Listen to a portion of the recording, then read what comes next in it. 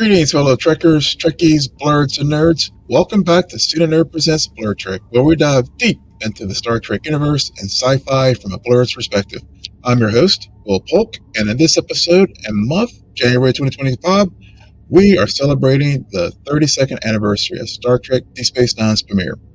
Now, DS9 holds a special place in the Star Trek pantheon, and for me personally, it was a bold and different series, and it gave us some of the most compelling storytelling in science fiction. But here's the question for today's commentary. Did Deep Space Nine need a standalone movie? Grab a Raktajino and settle in because we're about to break it down. Spoiler alert, if you haven't watched the series or haven't finished the series, there will be spoilers ahead. So now's a great time to binge it and come back later to watch my commentary. Oh, and before we forget, don't forget to like, subscribe, and hit that notification bell for more geeky goodness from Scene a Nerd. Now let's get into it. Deep Space Nine didn't need a movie because it told a complete story from beginning to end. It started with Commander Sisko, a broken man grieving the loss of his wife Jennifer at the Battle of Wolf 359. When we first meet Benjamin Sisko, he's reluctantly posted to Bajor, a planet recovering from a brutal occupation by the Cardassians, to oversee that broken space station that was rechristened Deep Space Nine. But here's where the story begins to shine. Sisko's arrival on Bajor sets him on a journey of healing and self-discovery. He becomes the emissary to the prophets, a role that he resists at first. But throughout the series, we see him continue to grow in his role as a leader of the Starfleet outpost that he was reluctantly deployed to. But of course, he embraces it and eventually gets a promotion to captain. But we also see him grow as a father, a son. He opens his heart to a new relationship. We also see him as an explorer in those early days of the series. Of course, when they were exploring the Gamma Quadrant, well, after they discovered the wormhole, we saw him be a diplomat when needed. We saw him as a soldier. Throughout the series, there were many situations where he needed to be that military man, such as dealing with the Maquis and the Badlands, or that first encounter with the Jem'Hadar. Also, whenever they had a conflict with the Klingons at the beginning of season 4, and then finally the Dominion War itself. He also ultimately embraces the role of emissary, and so this theme of transformation isn't just about Benjamin Sisko. It's woven into the very fabric of the series itself. So now let's turn to the heart of the series, which are the characters. Deep Space Nine didn't just have one or two standout arcs or stories. It gave every main character, and even many recurring ones, a beginning, middle, and an end. And these characters' lives were all intertwined in this great and sometimes messy family, which helped the series stand apart from TNG. And those relationships and that interwoven story was a lot of times executed more organically than it was in, say, Star Trek Voyager and even Star Trek Enterprise in the Rick Berman era of executive producing Star Trek. So let's take each of these characters one by one. First, let's start with Miles O'Brien. He evolved from a working-class transporter chief to a beloved engineer juggling family life and his duty. We see him being the glue that holds the station together. We see his relationship with his crewmates, and one of those that really developed over time was that deep friendship with Dr. Julian Bashir.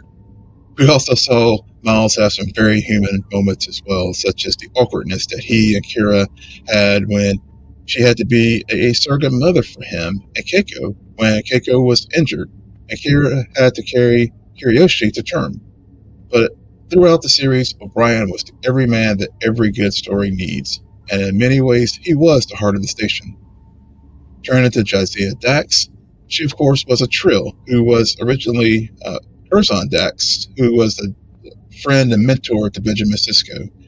But being a Trill, Jadzia had lifetimes of wisdom, and she found love and meaning with all her relationships with her friends there on the station, and also carrying forward some previous ones from Curzon's life, such as the original series Klingons, Curzon, Core, and Koloth.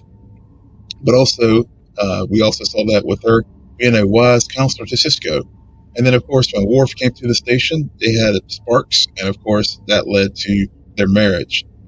Now, we did have the tragic death of Jadzia Dax at the hands of Dukat, but with that, the Trill torch was passed to Ezri Dax, who was a young counselor thrust into the spotlight at the beginning of the seventh season, and her becoming a member of the team and helping Sisko reopen the Celestial Temple, and then also just being a great teammate for everyone. For example, helping Garak overcome his claustrophobia.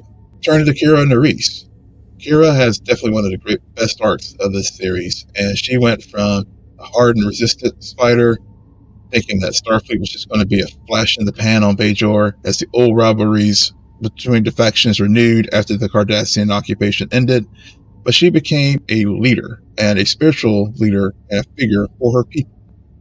She also had a very complex relationship with Gul Dukat, even doing him a favor when he went off to fight the Klingons and was basically a foster parent to Zial whenever she was stayed there on the station while Dukat was off doing his thing. And who would have imagined when this series started that Kira would be a key figure and leader to help free Cardassia from the grip of the Dominion. Turning to Odo, our shapeshifting constable, who struggles with his identity. He finds his people, but then he's crushed by learning about who they truly are and what they are. And then, of course, throughout the series, he has many ups and downs, including losing his shapeshifted abilities because he was forced to kill another changeling and broke the old rule of one changeling has ever harmed another. And as a punishment of that, losing his shapeshifting abilities and becoming a solid. But then he regained them later as an act of mercy from another changeling who helped him become a changeling again. And then he finally gets that love that with Kira that for so many years was unrequited, but finally they were able to get together. And then he goes back to the great length to heal his people and shares his experiences with the solids. Now, I will say that was somewhat undermined a little bit with some of the story elements from Star Trek Picard Season 3, but that's a video for another day. Let's quickly turn over to Quark. Quark, our lovable Ferengi, who gave us comedy, who had heart, and gave many critiques of morality in a capitalist society that Ferenginar was, but also was a mirror to modern society as well, as far as in real life for us as viewers.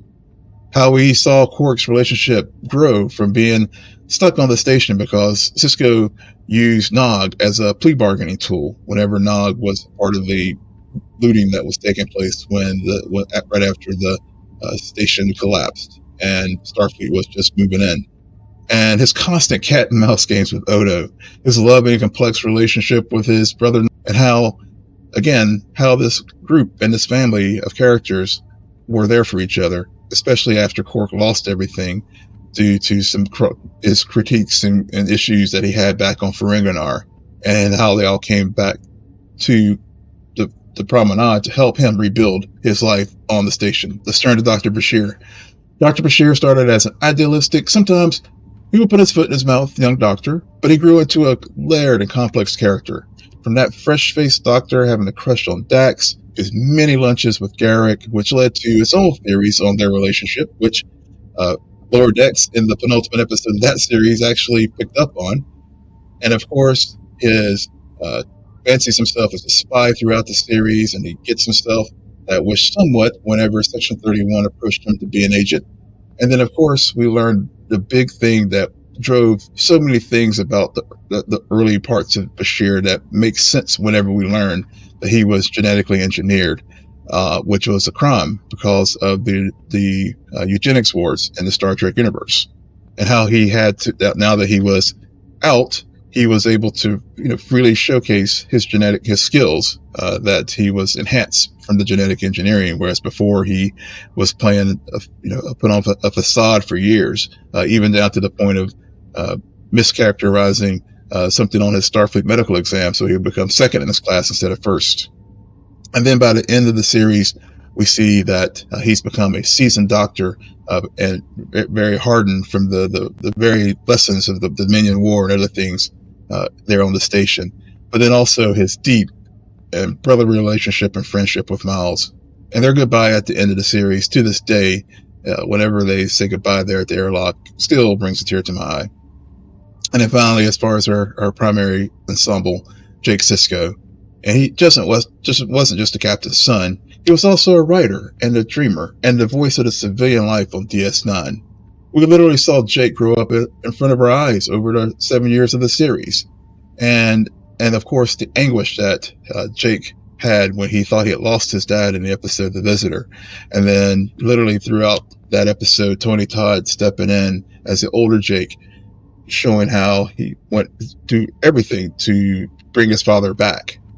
But what I also liked about Jake was how he went from a writer of stories to war correspondent, and especially some of the things that he learned throughout the Dominion War. And then at the end of the series, we see him looking out from the promenade to the wormhole, waiting for his father to return when he had gone to the prophets. So those are some great things as far as our primary characters who were really just a true family. And then that family was added to when we had Worf come over from Next Generation, who deepened the Klingon lore and added another wonderful voice to the tapestry of the station and in the series in the fourth season. We, as I mentioned before, of course, that blossomed to a marriage with Dax, Jadzia Dax. And so Worf has many great stories throughout the series, and of course, the continued conflict that he always had with his Klingon heritage and his Starfleet duty, and how that culminated with his fight with Gowron there at the end. Of course, we had Garak, who was one of our we almost could say was a regular, even though he was a recurring character. The enigmatic tailor and former spy, whose relationship with Bashir was always a delight. And of course, we had his story about how he wanted to return to Cardassia and help it early on, and then later whenever he was helping to free it from the Dominion. We had Nog, who gave us an inspiring Starfleet story, who started out as a young man working in the Quark's bar, and then, of course, over time, got the courage to ask Captain Sisko to sponsor him to Starfleet Academy, and he goes off to the Academy and becomes and then, of course, dealing with the tragedies of the Dominion War and losing a limb, but then also becoming a key figure there in the arc of the seventh season whenever Starfleet was ending the Dominion War. And then we had our recurring characters like Rom and Lita, who were their background players to provide comic relief and foils for our characters, but then they were key players in getting the Resistance started on the station when the Dominion occupied DS9. We had Cassidy Yates, who went from Benjamin Sisko's girlfriend that Jake introduced when Ben was still, trying to grow and mature the loss of Jennifer. But their relationship grew, and weathered so many things, from her being a Maquis collaborator to becoming Ben's wife, and then they were going to have a child together. We had Martok, who started out as a lowly soldier, who rose to be a general and in the Klingon Defense Force, and was Gowron's right-hand person. And then eventually Klingon Chancellor. We had Michael Eddington, who was a by-the-book Starfleet officer, who later turned to the Maquis leader. We had the aforementioned Keiko O'Brien, who also provided a good voice and window into the civilian life on the station, and always was very supportive of Miles and his career. But also Miles and Keiko also had the challenge of a commuter marriage, which was a very real thing that was presented in the Star Trek universe. And then, of course, there's Weyoun, capably played by Jeffrey Combs. All of the Weyouns. Part of me was a little bit bummed when Garak took out the last clone, but that was a really well-earned moment there in the season finale, in the series finale. And then, of course, we had Damar, who started out as a background player on Dukat's ship whenever he was off doing his excursions during the Klingon occupation of Cardassia. But then he turns into the leader of the Cardassian resistance, Papa Sisko, Morn, and of course, last but certainly not least, is Goldifcott, who was the prefect of the occupation and a constant foil and thorn in Sisko's sides. A man who rose to the heights as an advisor to the top of council, only to be disgraced whenever it was learned that he had fathered a Bajoran child, Toraziel. And he was a very hard character to watch sometimes, especially whenever he would have this weird fascination and flirting with Kira. And then, of course, we had the rise to disgrace again. He strikes a deal with the Dominion to disgrace again, and in his eventual comeuppance whenever he meets his demise as the anti-emissary for the Power race. Every one of these characters had meaningful arcs that contributed to the overall tapestry of this series. And then there's the ending. DS9 gave us one of the most satisfying conclusions in Star Trek history. The Dominion War came to a close. Benjamin Sisko fulfilled his destiny by joining the Prophets. Dukat was defeated and took his place with the Power race. But the beauty of that ending was that it wasn't necessarily tied up with a nice bow. It left room for more storytelling, but yet it gave every character closure, and I think that's why it doesn't need a standalone movie. Of course, Kira does take command of Deep Space Nine. Odo, as I mentioned before, returns to the Great Link. Jake remains on the station, but the ending honored what came before, but also left open the door for these characters to appear in future Star Trek stories. And some of them did. For example, shout out to Lower Decks for keeping the DS9 alive in a good way. I do appreciate how Star Trek Picard did bring some of the key story elements from DS9 into their third series, but in some ways I also feel like it was a double-edged sword because they treated that show like TNG did during the overlapping runs in the 90s. Yeah, it was like, yeah, you're here, but don't forget, if it wasn't for us, you wouldn't be here. And the worst of that for me was, especially when I just recently watched Star Trek First Contact again, was how they treated the Defiant in that movie. And it was just, I think it just captured how it was always kind of the stepchild of the Star Trek universe. And they kind of did that in storytelling sometimes, which on screen and in that universe. And I get it, but, that's another debate for another day. But here's the thing. Unlike the original series or the Next Generation, Deep Space Nine didn't need a movie to feel complete. It wasn't cut short or left with unanswered questions. It wasn't about big cinematic moments, even though it had them, especially during the Dominion War and the beginning of the fourth season with the start of the Klingon conflict. But again, as I said before, it was about the relationships, the politics, and deep layered storytelling that worked perfectly in the TV format. Could there be a DS9 movie? And would it have been great? Sure. But it wasn't necessary. The series had already given us everything we needed. A powerful beginning, a gripping middle, and a very satisfying end for the story and these characters. So that's my take. Star Trek Deep Space Nine didn't need a movie because it was already a masterpiece. What do you think? Would you have wanted a DS9 movie? Let me know in the comments below. And don't forget to like this video, subscribe to Cine Nerd for more Star Trek commentary, sci-fi, superhero, and TV movie reviews, entertainment news, and more. So hit that notification bell so you never miss an episode of Cine Nerd and episodes of Cine Nerd Presents Blur Trek. Thank you so much for watching, and as always, live long and prosper.